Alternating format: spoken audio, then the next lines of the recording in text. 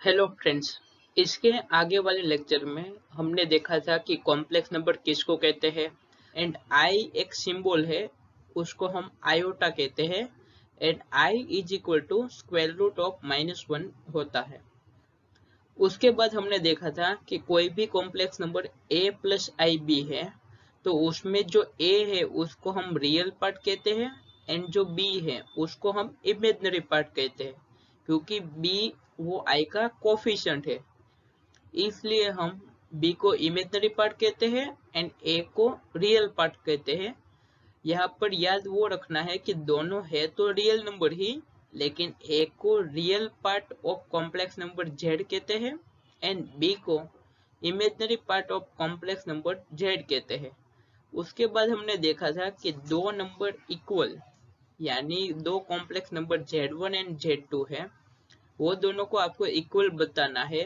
तो उसके लिए आपको क्या करना पड़ेगा, दोनों के रियल पार्ट को इक्वल बताना पड़ेगा एंड दोनों के इमेजिनरी पार्ट इक्वल है, तब हम कह सकते हैं कि वो दो कॉम्प्लेक्स नंबर इक्वल है। तो अगर अभी तक आपने वो लेक्चर नहीं देखा है तो ऊपर आई बटन में या फिर नीचे डिस्क्रिप्शन बॉक्स में आपको उसकी लिंक मिल जाएगी, वहां पर जाकर आप वो लेक्चर देख सकते हैं। ये वाले लेक्चर में हम दो कॉम्प्लेक्स नंबर को ऐड कैसे करते हैं, दो कॉम्प्लेक्स नंबर को सब्सट्रैक्ट कैसे करते हैं, दो नंबर का मल्टीप्लिकेशन कैसे करते हैं एंड दो कॉम्प्लेक्स नंबर आपको दिए गए हैं और उसका डिवाइड कैसे करते हैं, उसके बारे में हम बात करेंगे।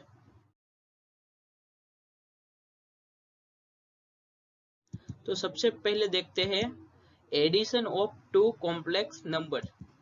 Late z1 is equal to a plus I B, ये एक कॉम्प्लेक्स नंबर है and z2 is equal to c plus I D, ये दूसरा कॉम्प्लेक्स नंबर है। तो उसका आपको एडिशन करना है यानी z1 प्लस z2 करना है, तो आपको क्या मिलेगा, a plus I B plus c plus I D. यहाँ पर a b c and d चारों के चार रियल नंबर है, तो यहाँ से आप a एंड c को एक साथ ज्वाइन कर दो तो आपको मिलेगा a प्लस सी प्लस ये दोनों में से i कॉमन ले लो यानी आई बी एंड आई डी, ये दोनों में से i कॉमन ले लो तो आपको मिलेगा i times b plus D. यहाँ पर a एंड c दोनों रियल नंबर है, इसलिए ये दोनों का एडिशन आपको पता है। वैसे ये b एंड d दोनों रियल नंबर है तो उसका भी एडिशन आपको पता है कि किस प्रकार से करना है। तो इस प्रकार से हम दो कॉम्प्लेक्स नंबर का एडिशन डिफाइन करते हैं। तो उसको एक एग्जांपल की मदद से समझते हैं कि एक कॉम्प्लेक्स नंबर है 2 प्लस 3i एंड दूसरा कॉम्प्लेक्स नंबर है 4 प्लस 5i। ये दो नंबर को आपको ऐड करना है तो क्या करोगे, दोनों के रियल पार्ट यानी 2 एंड 4 को ऐड कर दो तो आपको मिलेगा 2 प्लस 4। उसके बाद ये जो 3i एंड 5i का एडिशन है उसमें से i कॉमन ले लो तो आपको मिलेगा 3 प्लस 5। तो वही यहाँ पर मैंने लिखा है। तो यहाँ पर 2 प्लस 4 होता है 6 एंड 3 प्लस 5 होता है 8। तो यहाँ पर हमने देखा कि दो कॉम्प्लेक्स नंबर दिए गए थे, ये 2 plus 3i and 4 plus 5i, वो दोनों को ऐड किया तो भी हमें जो नया नंबर मिला वो कॉम्प्लेक्स नंबर मिला। अब हम एडिशन की कुछ प्रॉपर्टीज के बारे में बात करते हैं। Addition of complex numbers satisfy the following properties. तो z1 z2 and z3 are complex number. यहाँ पे तीन कॉम्प्लेक्स नंबर मैंने लिए हैं। तो सबसे पहली है क्लोजर लॉ यानी क्लोजर प्रॉपर्टी। उसका मीनिंग क्या है कि अगर z1 एंड z2 दोनों कॉम्प्लेक्स नंबर है तो उसका जो एडिशन करोगे उसके बाद जो आंसर आएगा वो भी एक कॉम्प्लेक्स नंबर ही होगा। अभी हमने देखा था कि दो कॉम्प्लेक्स नंबर को ऐड किया था तो उसका जो आंसर आ रहा था वो भी एक कॉम्प्लेक्स नंबर ही है। उसके बाद है कम्यूटेटिव लॉ यानी दो complex number z1 and z2 है तो उसको आप z1 प्लस z2 करो या फिर z2 प्लस z1 करो, वो दोनों की वैल्यू सेम ही आएगी।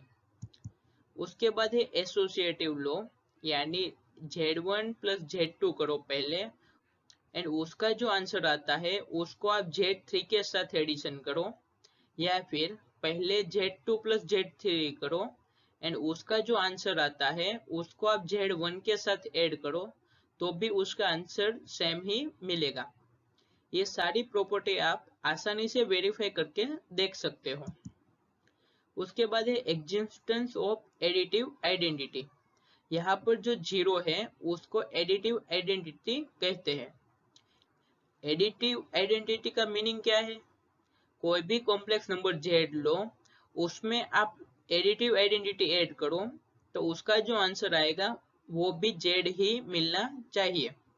तो यहाँ पर अगर आपको complex number A plus I B है, उसमें आप 0 प्लस 0i ऐड करो, क्योंकि 0 को हम A प्लस आई बी के फॉर्म में इस प्रकार से लिख सकते हैं, 0 प्लस 0i।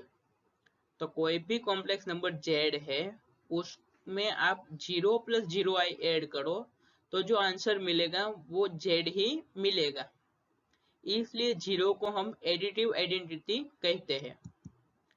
उसके बाद है एग्जिस्टेंस ऑफ एडिटिव इनवर्स, यानी हमारे पास एक कॉम्प्लेक्स नंबर Z है, तो एक ऐसा नंबर मिलना चाहिए कि जिसको आप ऐड करो उसका जो आंसर आए वो 0 मिलना चाहिए।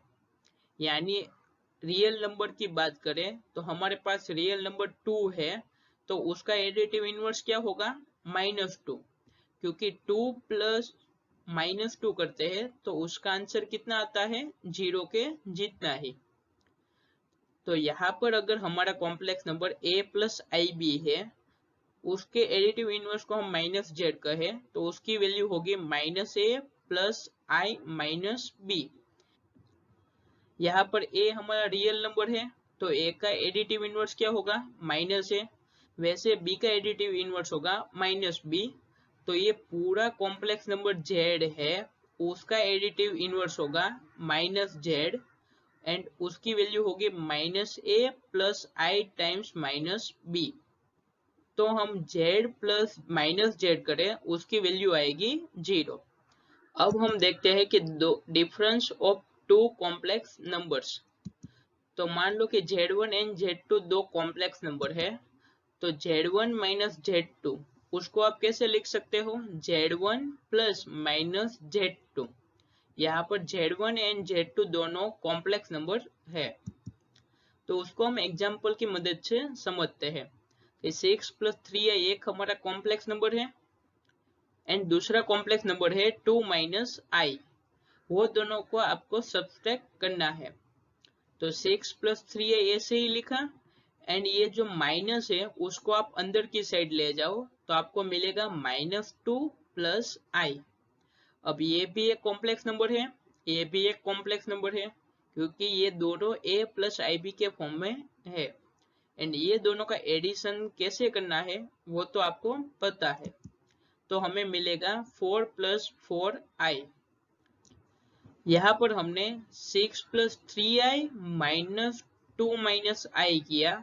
अब हम उसका उल्टा यानी 2 माइनस आई माइनस 6 प्लस 3i करते हैं, तो उसकी वैल्यू आपको मिलेगी -4 माइनस 4i।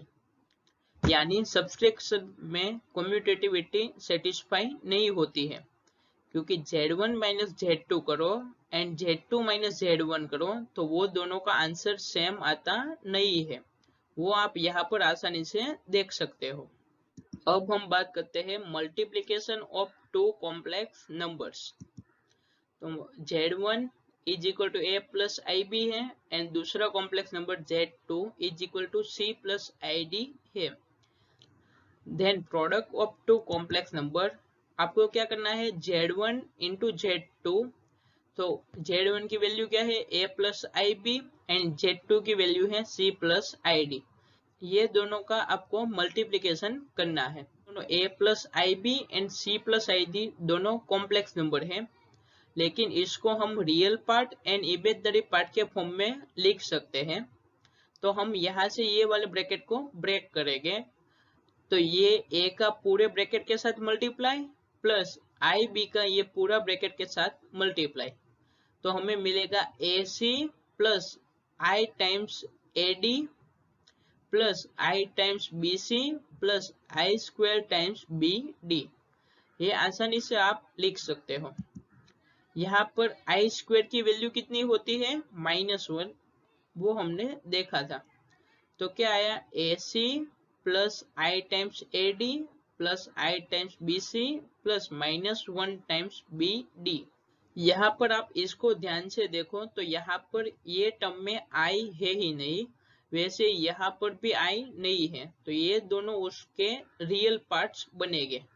तो ए c minus b D and ये दोनों में आई है, तो उसको आप कॉमन ले लो, तो आपको मिलेगा i times a d plus b c. तो दो complex number a plus I B and c plus I d है, उसका मल्टीप्लाई करोगे तो आपको मिलेगा a c minus b d plus I times a d plus b c. अब हम देखते हैं multiplication of complex number satisfy the following property. जैसे ही हमने Z1, Z2 and Z3 complex number लिया था एंड उसका जो एडिशन है वो भी कुछ प्रॉपर्टी सेटिस्फाई कर रहा था, वैसे ही यहाँ पर भी हम देखेंगे। तो सबसे पहले क्लोजर लो, यानी Z1 and Z2 complex number है तो उसका मल्टीप्लाई भी Z1 इंटू Z2 जो आएगा वो एक कॉम्प्लेक्स नंबर ही होगा। तो अभी हमने दो कॉम्प्लेक्स नंबर को मल्टीप्लाई कैसे करते हैं वो देखा था एंड उसका जो आंसर आ रहा था वो भी हमने देखा था कि वो a प्लस आई बी के फॉर्म में ही था। दूसरा है कम्यूटेटिव लॉ, यानी Z1 इंटू Z2 करो या फिर Z2 इंटू Z1 करो, वो दोनों की वैल्यू सेम ही आएगी। उसके बाद हमने देखा था एसोसिएटिव लॉ, पहले Z1 इंटू Z2 करो एंड उसको Z3 के साथ मल्टीप्लाई करो, या फिर Z2 प्लस Z3 पहले करो एंड उसको Z1 के साथ मल्टीप्लाई करो, वो दोनों का आंसर सेम ही आएगा। उसके बाद हमने वहां पे एडिटिव आइडेंटिटी की बात की थी, लेकिन यहाँ पर कौन सी आइडेंटिटी आएगी, मल्टीप्लिकेटिव आइडेंटिटी। वहां पर कैसा मीनिंग था एडिटिव आइडेंटिटी का कि z प्लस 0 करो तो आपको z ही मिलना चाहिए। यहाँ पर क्या आएगा कि आप z के साथ 1 को मल्टीप्लाई करो तो आपको z ही मिलना चाहिए। तो ऐसा 1 यानी जो 1 एक सिंबल है, वैसा हमें 1 कॉम्प्लेक्स नंबर मिलना चाहिए। तो वो हम 1 को हम क्या कहेंगे, 1 प्लस आई टाइम्स 0, यानी आप कॉम्प्लेक्स नंबर z को 1 प्लस आई टाइम्स 0 से मल्टीप्लाई करोगे तो आपको वही कॉम्प्लेक्स नंबर z मिलेगा। उसके बाद हमने देखा था कि एग्जिस्टेंस ऑफ एडिटिव इनवर्स, लेकिन यहाँ पर हमें क्या मिलेगा, एग्जिस्टेंस ऑफ मल्टीप्लिकेटिव इनवर्स। तो अगर z हमारा complex number a plus I B है तो हम 1/z हमें ऐसा मिलेगा a divide by A square plus B square plus I times minus b divide by A square plus B square, such that z into Z inverse is equal to 1 होगा। यहाँ पर हम देखते हैं कि 1/z कैसे निकालते हैं। तो z हमारा complex number a plus I B है, तो 1/z इज गिवन बाय, तो 1/z को हम कैसे लिख सकते हैं, 1/a प्लस आई बी। आपने लोअर स्टैंडर्ड में देखा होगा कि अगर डिनोमिनेटर में कोई इरेशनल नंबर यानी √3 ऐसा कुछ आता है तो आप क्या करते थे, उसको रेशनलाइज करते थे। उसका मीनिंग क्या था कि उसके कॉन्जुगेट से आप ऊपर नीचे मल्टीप्लाई करते थे। वैसे यहाँ पर a प्लस आई बी है तो उसका कॉन्जुगेट क्या होगा, बीच में माइनस लगा देना है, यानी a माइनस आई बी से ऊपर नीचे मल्टीप्लाई करना है। तो आपको मिलेगा a माइनस आई बी ऊपर एंड डिनोमिनेटर में क्या है, a plus I B into A minus I B. उसके ऊपर से आपको मिलेगा a minus I B divide by A square minus I B का स्क्वायर। उसके ऊपर से यहाँ पर i का स्क्वायर है तो आई स्क्वायर की वैल्यू होती है -1, तो यहाँ पर माइनस इंटू माइनस वो हो जाएगा प्लस। तो आपको मिला a minus I B divide by A square plus B square, यानी 1/z को आप लिख सकते हो a divide by A square plus B square plus I times minus B divide by A square plus B square. तो यहाँ पर हमने देखा कि अगर आपको कोई भी कॉम्प्लेक्स नंबर z दिया गया है a प्लस आई बी के फॉर्म में, तो उसका जो इनवर्स यानी 1/z है वो किस प्रकार से निकालते हैं। अब हम उसकी एक लास्ट प्रॉपर्टी देखते हैं, डिस्ट्रीब्यूटिव लॉ। तो z1 into z2 plus z3 is equal to z1 into z2 plus z1 into z3, यानी कोई भी कॉम्प्लेक्स नंबर है उसको z1 को ये पूरे के साथ मल्टीप्लाई करना है, तो आप ये प्रकार से मल्टीप्लाई कर सकते हो। उसके बाद है z1 plus z2 into z3।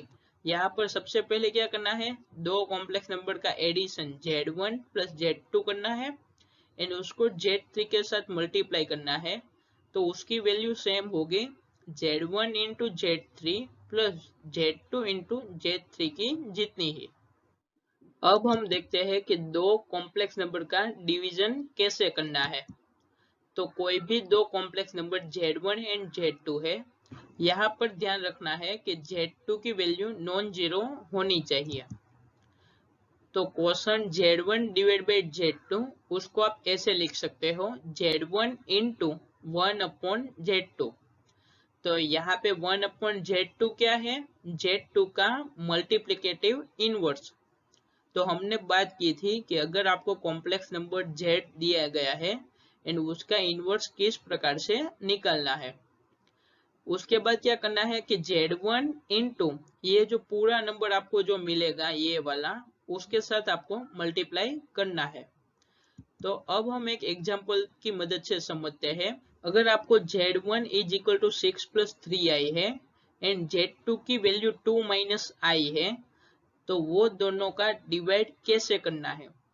तो सबसे पहले हमें देखना है कि z2 है वो नॉन जीरो होना चाहिए, तभी हम z1 डिवाइड बाई z2 कर सकते हैं। तो z1 डिवाइड बाई z2 क्या होगा, सबसे पहले एक पहला complex number 6 plus 3i into 1/2 minus i. अब ये 2 माइनस आई के कॉन्जुगेट को ऊपर नीचे मल्टीप्लाई करोगे तो आपको मिलेगा ऊपर 2 प्लस आई डिवाइड में 2 माइनस आई इंटू 2 प्लस आई। तो यहाँ से आपको मिलेगा 6 प्लस 3i तो एज इट इज, ऊपर वाला ये 2 प्लस आई भी एज इट इज, और डिवाइड में ये मल्टीप्लीकेशन है उसकी वैल्यू आपको मिलेगी 5। अब सिंपल से आप 5 को बाहर लिख लो एंड ये दो complex number 6 plus 3i into 2 plus i का मल्टीप्लाई करो तो आपको मिलेगा 9 plus 12i and 1/5 as it is. तो यहाँ पर हमने देखा कि दो कॉम्प्लेक्स नंबर हैं, उसका एडिटिव कैसे करना है, सब्सट्रैक्शन कैसे करना है, मल्टीप्लिकेशन कैसे करना है एंड डिवीजन कैसे करना है। तो अगर आपको इसमें से कुछ भी समझ नहीं आता है तो आप हमें नीचे कमेंट करके या फिर मेरी मेल आईडी पे मेल करके भी पूछ सकते हो। मेरी मेल आईडी डिस्क्रिप्शन बॉक्स में है। अब नेक्स्ट आने वाले लेक्चर में हम पावर ऑफ आई की बात करेंगे, यानी आई की 1 पावर है तो उसकी वैल्यू कितनी होती है। आई स्क्वेयर तो आपको पता ही है कि आई स्क्वेयर की वैल्यू -1 होती है। वैसे आई की आपको 20 पावर दी है या कोई भी पावर दी गई है, यानी आपको आई की कोई भी इंटीजर पावर दी गई है उसकी वैल्यू कितनी होगी उसकी बात करेंगे। उसके बाद पोलर फॉर्म की भी बात करेंगे। Thanks for watching. अगर मेरी तरह मेरे साथ मैथ्स पढ़ना चाहते हो तो please like share and subscribe करें ताकि अपने दोस्तों भी हमारी तरह मैथ्स पढ़ सके, इन मैथ्स को एंजॉय करते करते।